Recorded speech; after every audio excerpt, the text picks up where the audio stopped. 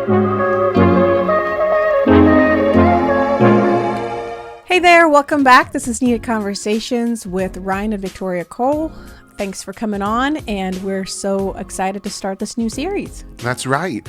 We've been talking all things marriage, and in particular, learning how to pray your I do's, which led us to our workshop that we did called Marriage with a Mission, helping you to write a vision for your marriage, and it went so well. We had so many wonderful couples that joined in. It was an exciting time as they were discovering parts of their marriage for the first time that they had never thought about. Everything from what do we want our values to be in our home? What do we want to pass on to our kids in terms of traditions? And what we quickly discover in writing a vision for your marriage is that sets the pace for how your family is going to operate. And so, our entire ministry, Empowered Culture Ministries, is dedicated to empowering you to find love, lasting love, to build a marriage that reflects the glory of God, and then have an environment cultivated in your home where every single person, all of your kids, and anyone who comes in the door is empowered to discover their purpose and reach their fullest potential. And so our new series is all about how to develop those family rhythms and how to build a culture in your home where every single person can thrive. And this is important for you to hear, even if you don't have children yet, or maybe you're single and you're not even married or have anybody that's marriage potential. You have to start thinking about these things now, because envisioning the kind of family you want to have will dictate to how you date, right? And if you're already married and you haven't had these conversations with your spouse, now is the time, especially as we round out the end of this year. We're stepping into the holiday season. We're reminded of all of the things that we hold near and dear to our hearts. Thanksgiving reminding us to be grateful. Christmas and the times that we share with our family reminding us of what's really important, what the true gift of life is all about. Not about the presents under the tree, which we might not have many of those this year because of, problems from distribution to inflation and all of these issues. But really, maybe it's a gift in disguise, that it's not about going out there and getting the latest and greatest toy, but it's about the memories that you make with your family, right? Well, yeah, absolutely. I love that we share wisdom here and nuggets of wisdom, but what I love about what we're specifically doing is giving you guys a strategy. It's not just spewing out little things that you can implement here and there, but it's a build upon strategy. So that's why we did the Marriage with a Mission, so that the husband and the wife can be on the same page. And that trickles into you being able to express that to your children and keep your whole family in some sort of a rhythm. And that can be very challenging. I mean, when the kids come and you're in different schedules and you're pulling careers, maybe both of you are working, right, and both of you are feeling like chauffeurs, and trying to schedule your kids in for different after school activities. And then you're so exhausted by the end of the night and you just feel like you're in this fast-paced rut. So we want to give you guys some strategies to build these good rhythms and good traditions that you can stick to make you feel like you're actually doing something that's going to push your family forward, but it's going to be impactful long term. Yeah, and I love what you just described, a fast-paced rut. Because that is totally a picture of most families. There's a lot of busyness, but that busyness doesn't equal impact, and it doesn't equal effectiveness and long-term results. Like, we're doing a lot of things, and for most people, trying to catch up with all of the activities of their kids and losing sight of what's really important. We're here to help you find the proper rhythm so that you slow down and assess everything that you're doing as a family, and you prioritize what's important and learn how to say no when no is going to give you freedom to do more of what really matters. So, one of my favorite movies that I love to watch with the kids is The Greatest Showman. And I often go back to that movie because it's sort of unexpected. It's kind of a unofficial biopic of Barnum and Bailey Circus and P.T. Barnum, and this guy who became the greatest showman, who came from poverty and the streets, and then he married a girl who came from wealth, and then he spent most of his younger years striving to achieve what the world would call success, and trying to get approval for what he was doing, and trying to get affirmation from the affluent community, and eventually proving to his wife's father that he was good enough to marry his daughter. And so by the whole end of the movie, we see not only him kind of give voice to the untouchables, the bearded lady or the tattooed man or whoever, the people who are the outcasts in society, saying that there's a space for you, but him also finding out what's really important.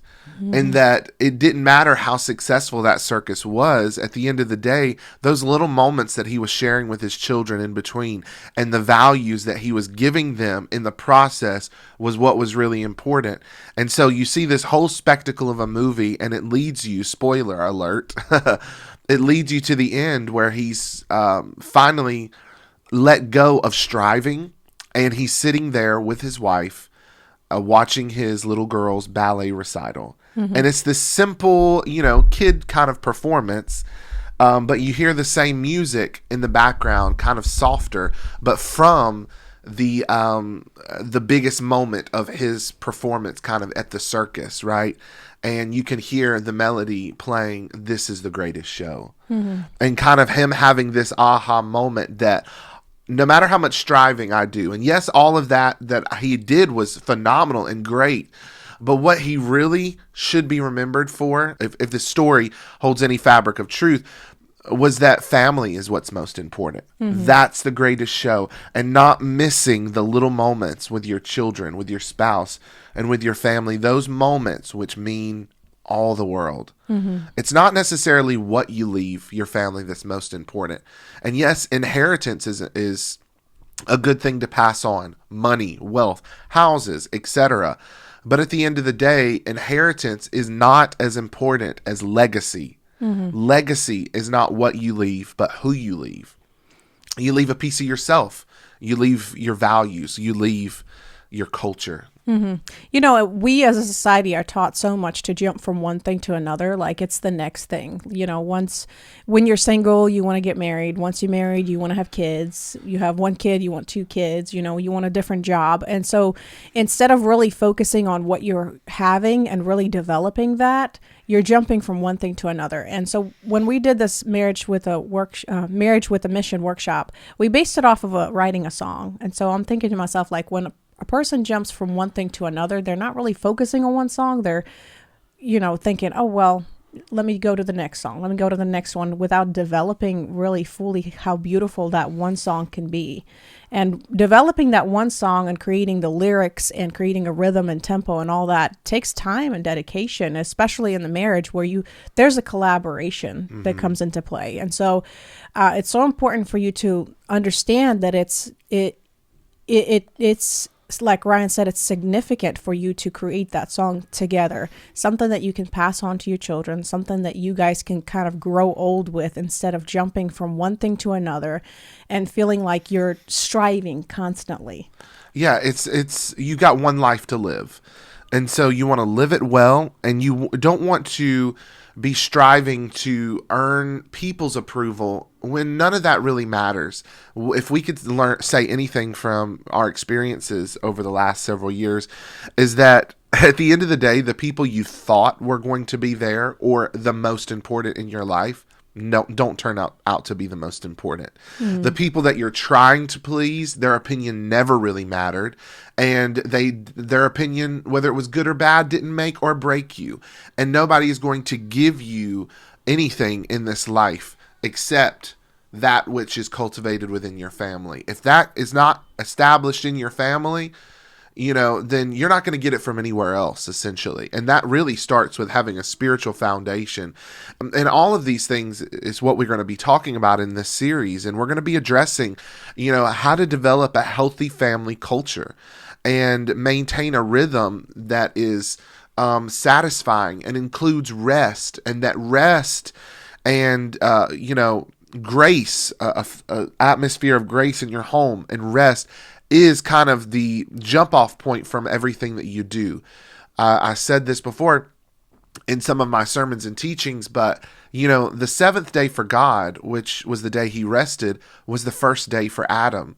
And even if you look at our kind of calendar, Sunday is not the last day of the week, but it's the first day of the week. And Sabbath shouldn't be what you do after you've worked necessarily for us. But Sabbath should be where your work originates from. So before he gave any commandment to Adam to do this, take care of the garden, fulfill this dominion mandate, before all of this came upon him, he said, Adam, let me first show you how to rest so that you do this work from a place of grace and not from a place of striving. To know that you're already my creation, made in my image and likeness, and that you have value before you ever do anything, so that you can destroy, this is what we're going to teach you, destroy that performance mentality within your home, within how you raise your children. And I love this quote that I posted on our Instagram, More Most Forever. If you're not following us, you definitely should. It talks about marriage as a song, and learning to play an instrument. If you've ever tried, I know when I was 15 years old, I started playing a little bit of the guitar, and I just didn't have the patience for it for whatever reason. I later on learned to play the piano. But you don't learn to play an instrument overnight, and not an instrument very well. You might be able to strum out a few chords after a little bit of practice, but it takes years and years to craft the skills to play skillfully on whatever instrument that you've chosen. And the same thing is with your marriage. Like, it's not going to happen overnight. You're not going to listen to this one series and everything about your life is going to change. But you can begin. You can start now to implement little things and put intentional, repetitive practice in your home to implement these things that we're going to be talking about, so that you look at your family 5 years from now and say, wow, I'm glad I implemented these things because they're really paying off now that my children are getting older. Or I'm glad I thought about this before I married my spouse, because now we're able to build together and not fight against one another. So that's really what this series is going to be about. It's helping you, develop that family rhythm. Yeah, absolutely. Yeah, so make sure you stay subscribed to this channel. We hope that you got a little bit of something out of this podcast today. We just wanted to do a light intro. Make sure you're following us. We've got some great things coming up. We did a virtual workshop, Marriage with a Mission. But in the next year, we're going to be doing an in-person retreat. And we're going to be using a lot of these same principles that we taught in this virtual workshop and expounding upon them and giving you a space to reconnect with your spouse if you're married and to write a vision together for your family so that you can run with it. Your vision energizes you. When he said in the book of Habakkuk, chapter 2, write the vision, make it plain, so that he who reads it runs with it. When you write down a vision and put it before you, it energizes you to begin moving. It doesn't happen the opposite way. You're not going to have the stamina and the energy and the want to if you don't know where you're going. Who wants to drive into nowhere, right? You're always asking, where are we going and how do we get there? And hopefully over this series, you'll get some strategies that you need to take your family in the right direction and move at a proper pace. And really having clarity about where you want to go brings acceleration as well. Because once you know where you're going, you have sort of a confidence to rest into the seat of your life and begin moving at a faster pace. And it's not like you're doing more to move faster. In fact, a lot of times you're asking, what can I shed from all of my responsibilities that will lighten the load so I can move faster? It's no coincidence that the Bible says, lay aside every weight and the sin that easily besets you and run the race that is set before you. You can't run carrying baggage. You can't run carrying everybody else's concerns and everybody else's to-do list. You've got to let go of some things, lighten the load, to give you the kind of speed that you're desiring in your life. And that means streamlining your vision, focusing, finding out what it is that you're called to do and chasing after it with reckless abandon. And sometimes that can be hard, especially for people who are multi-talented and multi-gifted. And yes, I'm among them, and Victoria's among them. We can pick up anything and kind of figure it out and do it. But over the last several years, we've made it a point to say, no, we can do a lot of things, but this is what we are called to do, and we're going to abandon everything else to pursue that. And this is where we came to with this ministry. And so we're going to help you do the same. We hope that you'll stay with us in the process. The holidays are coming up. We're going to have some special guests on, hopefully, interviewing some families.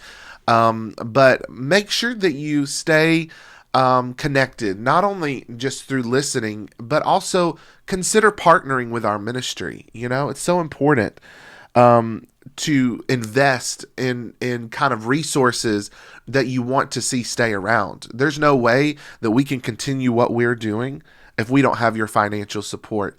The end of the year is here. If you want to consider us for end of the year giving, we would be so grateful because that's going to help our family and ministry move to the next level in 2022 to provide you with the highest level of resources when it comes to marriage and family. We have so many things that we're going to show you kind of the prototypes of over the next several weeks. That need investment in order to bring to market. Printing costs money, shipping costs money, all of these things. To even host a retreat, you have to have upfront capital to make that happen, to secure the venue and to market and to print the workbooks and plan the food and the sketch. All of that takes money. We're not asking you to invest in this ministry to make us rich. God blesses us in a lot of different ways, but we're asking you to invest in your future and invest in the future of your children, because you getting your marriage healthy is going to ensure that your children don't have to struggle with the things that you've struggled with. And if you're looking for a place to invest and give at the end of this year, we pray that Empowered Culture Ministries is at the top of your list. We're grateful for your support and all those who have partnered with us, and we're excited for what's ahead, especially in this series. So, any final words? Yeah, we're excited again. Like I said, we don't just spew out little nuggets of wisdom. We give you strategies, and it's something that we've been living ourselves for years and years. We feel like we've stumbled on it whenever we were dating, and now into marriage. We've been writing a vision together for the past 8 years. So it's all tried and tested things. We have counseled countless of couples. So we have a lot of experience in that. And we know that it's not for us to reserve it to ourselves, but to give it to you. So help us by partnering with us as well. That's right. And we're doing what we're telling you to do. Our anniversary is coming up in like a week or so. October the 27th. Woot woot. Yeah. Are you excited? Yeah. But we're going to be writing vision for this ministry and for our lives too. So be praying for us in this season. And yes, make sure you're following us on social media, Instagram at moremostforever. If you want marriage resources, go to moremostforever.com. And if you're looking for something to give all of your friends for Christmas, why don't you consider my book, I Love You More, Most, and Forever, which you can pick up right now. Just go to moremostforever.com, and we'll see you next time on Needed Conversations. We'll see you next time.